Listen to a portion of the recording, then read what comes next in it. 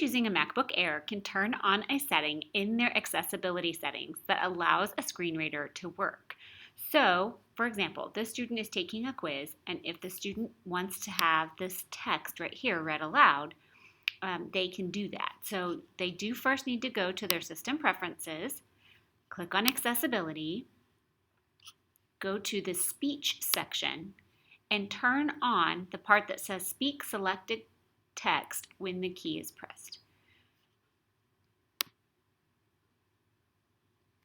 Once you select that, it's going to show you that Option Escape is the keyboard shortcut to reading the text. You can also change that key if you want to. You do have the ability to adjust the speaking rate and the system voice. Alex is still a computerized voice, but it does take breaths and pauses just like a normal person would take reading. So it does mimic reading skills like that. But you could certainly choose voices that have different dialects. They do have 2 female and 2 male voices there that you can choose by default. So that is in the System Preferences Accessibility settings under Speech. Once you have that box selected, then all you have to do is select the text on the screen and use either the keyboard shortcut, Option Escape.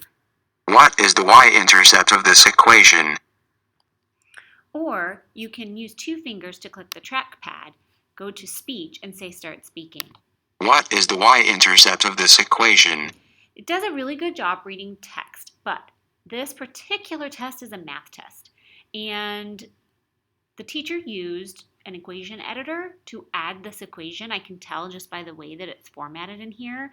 So if I tried to have the computer read this text, it's not going to read it very well. It's not going to read that as y equals 1/2 x minus 2. It's going to read it like this.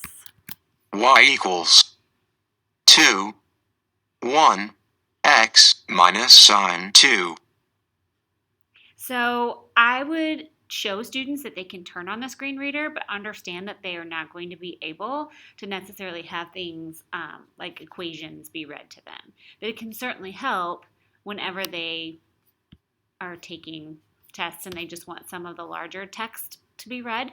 And it really works anywhere on their computer, whether they have a PDF open, a Word, an editable document, if they have a web page in Chrome open, those types of things. So keep that in mind that those accessibility settings can really help students who need a read aloud accommodation.